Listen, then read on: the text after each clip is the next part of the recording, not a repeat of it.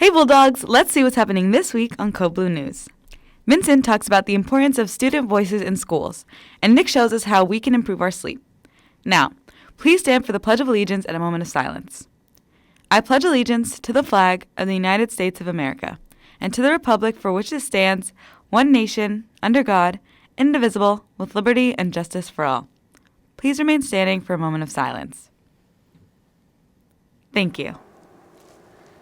Hey Bulldogs, I'm Joseph McLaughlin here with Dallas Rodriguez Vieira. Welcome back to Code Blue Season 4.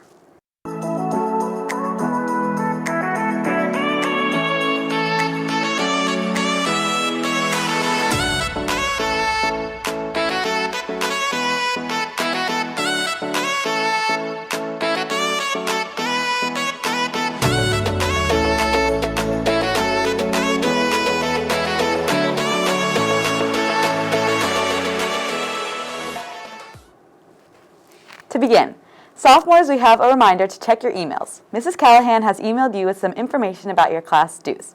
If you didn't receive an email, please reach out to Mrs. Callahan. And after sophomores comes juniors and seniors. If any juniors and seniors are interested in hearing about career pathways in software design and engineering, check your email for information about an upcoming virtual career panel. Also to seniors, be sure to check Classroom for a form about senior activities. But that's enough of you hearing from us. It's now time to hear from some of you in a segment where Vincent is highlighting student voices in education. Often, school is looked at as a place where students can come to learn. However, in reality, it is so much more than that. In the building behind me, students converse with their peers, interact with their teachers, and grow as people. Because school is so vital to the lives of students, it is important that they have a say in how it functions. But how can students make their voices heard within the building?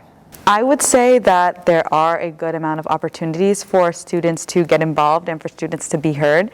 However, I don't think that students are encouraged enough or feel enabled enough to be able to get their voice heard to make change that they think should be done in the school.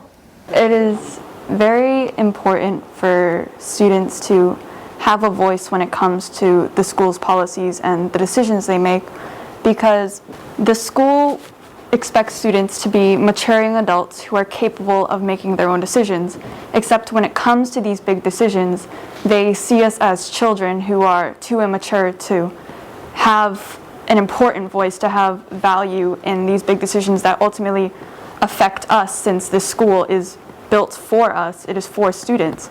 I know that some students have come to me about different ways that they maybe can play more of a leadership role within the school. So I'm open to any ideas or suggestions, because this whole year I've wanted students to, come talk to me, and I think people have felt comfortable coming to me, whether good or bad, and just, kind of hashing things out.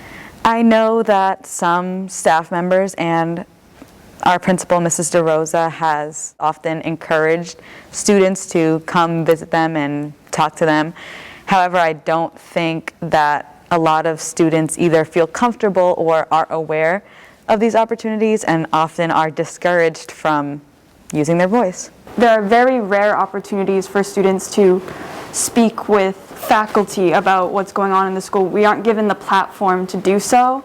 And even though we have all these clubs, such as student council or student advisory, we have a very limited amount of what we can say, what we're allowed to say.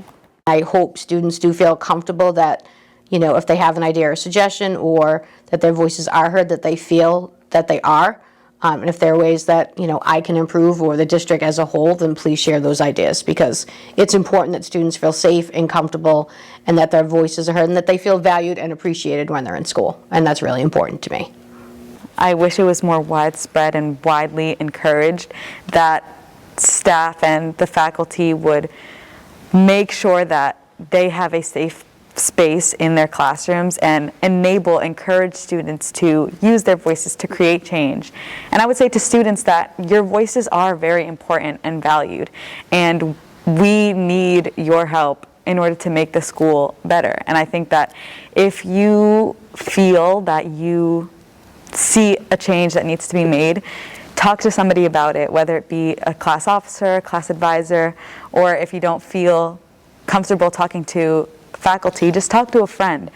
That way your input is being put somewhere, and that way we can make the school a better place. Students should feel empowered even when we're not given the power from the people above us. We should feel empowered by each other to speak up against things that we see, to fight for what we deserve as students of this school who have been severely disadvantaged, whether it be by our economic status, by the color of our skins, our gender, stuff like that.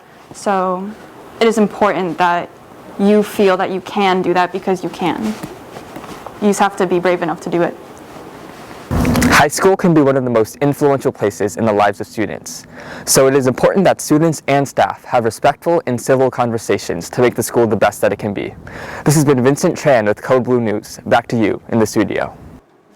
Thank you, Vincent. We move now to the incoming nor'easter. The huge system moving all along the East Coast is projected to leave South Shore, Massachusetts with over 2 feet of snow, potentially having the capability to break Boston's snowfall record of 27 inches of snow. It will be a pretty nasty storm that could result in many power outages and damage. We at Code Blue News would like to advise that everyone be safe during the storm and stay indoors. Tomorrow is a day where you could catch up on all the lost sleep from this year, or fix your sleep schedule. To talk more about the importance of sleep, we send it over to CBN reporter Nick Chaffee.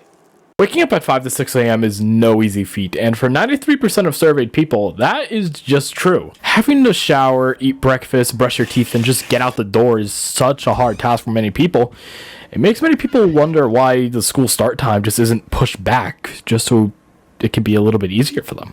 However, it might not be due to the school start time. It could just be due to people's sleep habits. There are many proven negative effects that can happen to one's body if you have a poor sleep schedule. Let's investigate. I think that the culture in the U.S. has been one of, working harder is more. But what happens is you do end up just living in sort of a chronically sleep-deprived state. What that does is creates definitely less mental